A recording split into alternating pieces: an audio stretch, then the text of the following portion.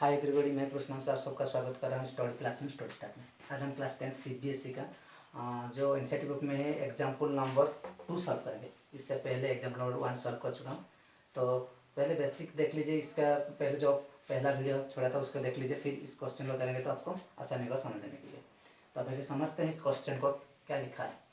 So that every positive even integers is of the form of 2q and that every odd integers is of the form of 2q plus 1। और क्या कह रहा है कि कोई भी पॉजिटिव इंटीजर्स इवन किस फॉर्म में रहेगी 2q। इंटीजर्स क्या है, अगर आपको समझ में नहीं आ रहा है तो पहला वीडियो जो छोड़ा था उसको देख लीजिए, ठीक है ना। फिर 2q फॉर्म में रहेगी जो इवन इंटीजर्स, और जो ऑड रहेगी वो 2q plus 1 फॉर्म में रहेगी, ठीक है ना।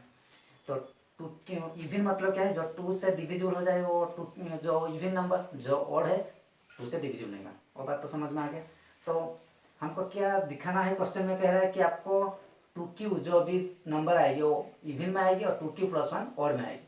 तो इसको समझने से पहले कि आपको यूक्लिड डिवीजन लेमा की जो फॉर्मूला था ना उसको अच्छे से समझ में आना चाहिए, फिर इसको आप प्रूव कर पाएंगे। तो यूक्लिड डिवीजन लेमा क्या कहती है कि a equal to B Q plus R, ठीक है ना। A is to B Q plus R. तो ए क्या है, डिवाइडेंड, बी क्या है, डिवाइजर, क्यू क्या है, कोसेंट, आर क्या है, रिमाइंडर, ठीक है ना। और क्या कहती है, 0 less than equal to r less than b. ये बहुत इंपॉर्टेंट है ये क्वेश्चन सॉल्व करने के लिए। 0 less than equal to r less than b मतलब क्या है, पहले भी क्या बताया था तो अभी भी बता रहा हूँ। देखिए, जो आर रहेगी ना, जो रिमाइंडर रहेगी वो 0 होगा या 0 से ज़्यादा रहेगी। और एक बात, बी क्या है, डिवाइजर। तो रिमाइंडर ऑलवेज डिवाइजर से कम रहेगी, ये बात आपको याद रखना है। जो रिमाइंडर रहेगी और डिवाइजर से कम रहेगी। तो ये बात आपको समझ में आ गया। तो अब क्या कह रहे हैं देखिए, अब कैसे आप देखिए आपका लैंग्वेज कुछ भी हो सकता है, कुछ भी लैंग्वेज में लिख सकते हैं, लेकिन पहले समझ लीजिए कैसे लिखना है। देखिए अब क्या, अब कैसे लिखेंगे, देखिए इस क्वेश्चन को सॉल्व करेंगे। Let a b any integers, ठीक है ना। इंटीजर्स क्या है, जो positive negative form of whole number, ठीक है ना, इसको हम इंटीजर्स कहते हैं। Let a b any integers and b equal to 2। B को हम 2 क्यों ले रहे हैं, देखिए ये क्या फॉर्म है, A equal to B Q plus R. मतलब क्या है, ए अगर कोई इंटीजर्स है तो ये 2q फॉर्म में रहेगी, तो 2 इंटू क्यू रहेगी ना, 2q। तो बी क्या है, वो हो गया 2 हो गया, तो इसलिए बी का हमने 2 मान लिया। Then by Euclid's division lemma, lemma क्या होगी, ए इजकल टू बी की स्पेस में हम क्या लिखेंगे, 2 बी क्यू प्लस आर। और आर क्या रहेगी, हमको आर मालूम है कि ऑलवेज डिवाइजर से कम रहेगी। डिवाइजर क्या है, 2 है, इसका मतलब 0 less than equal to r less than 2। हम क्या लिखते हैं, 0 less than equal to r less than b लिखते हैं। बी क्या है, 2, मतलब आर 2 से कम रहेगी। इसका मतलब रिमाइंडर क्या हो सकता है, अगर 2 से कम रहेगी तो एक तो आर 0 हो सकती है और एक क्या हो सकती है 1। 2 तो नहीं हुआ क्योंकि 2 से कम रहेगी। इतनी बात आपको समझ में आ गया। तो अब देखिए कि 2q इवन में रहती है कि नहीं। देखिए इसका मिटा देता हूं।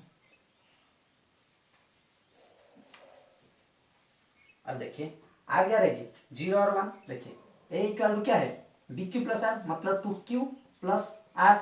तो अगर मैं आर को 0 मान लूँ, तो क्या रहेगी 2q। और 2q के प्लेस में, q के प्लेस में आप कुछ भी पुट कीजिए, 1 पुट कीजिए या 2 पुट कीजिए या 3 पुट कीजिए, ठीक है ना, या 4 पुट कीजिए। कुछ भी पुट करके देखिए कोई भी नहीं। देखिए मैं अगर 1 पुट करूँ 2q के प्लेस में क्या आएगी 2, ठीक है। तो 2 क्या है, इवन। अगर मैं 2 पुट करूँ तो क्या हो गया, 2 इंटू 2 4 आ जाएगी। अगर मैं 3 पुट करूँ, 2 into 3 6।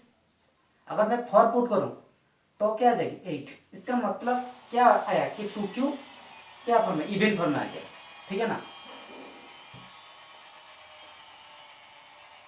A equal to 2q और एक क्या आएगी, ए इक्वल टू 2q प्लस 1, क्योंकि r को हम 1 भी मान सकते हैं। अगर 1 मान लूँ तो देखिए, अगर मैं q को 1 2 3 4 कुछ ही मान लूँ, देखिए 1 मान लूँ तो क्या हो जाएगा, 2 इंटू 1 प्लस 1 क्या आ जाएगी 3। अगर मैं 2 मान लूँ तो 2 2 जा 4 प्लस 1 क्या आ जाएगी 5। तो आपको दिख रहा है ये सब क्या आ जा रहा है, ओड आ रहा है। तो आप अब लिख सकते हैं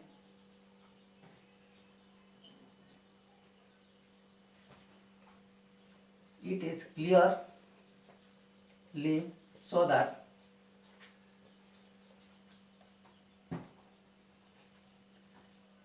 to q is in the form of even and 2q plus 1 is always in the form of odd। तो ये था आपका एग्जाम्पल नंबर 1। इसको आप किसी भी भाषा में लिख सकते हैं, इस भाषा में लिखिए या बुक्स की भाषा में या आप खुद की भाषा में लिखिए, लेकिन समझ लीजिए कि क्वेश्चन क्या कह रही है। क्योंकि इस एग्जाम्पल को अगर आप समझ लेंगे तो जो हमारा एक्सरसाइज 1.1 है इसमें भी इसी प्रकार का क्वेश्चन, जितने भी एग्जाम्पल है इस चैप्टर में सभी एग्जाम्पल जैसा है, इसका एक्सरसाइज भी इसी प्रकार का क्वेश्चन है, इसलिए इस क्वेश्चन को पहले समझ लीजिए। तो ये था एग्जाम्पल नंबर 2। इसके बाद पढ़ेंगे एग्जाम्पल नंबर 3 जो कि इसी प्रकार का क्वेश्चन है, उसका हम नेक्स्ट क्लास में डिस्कस करेंगे।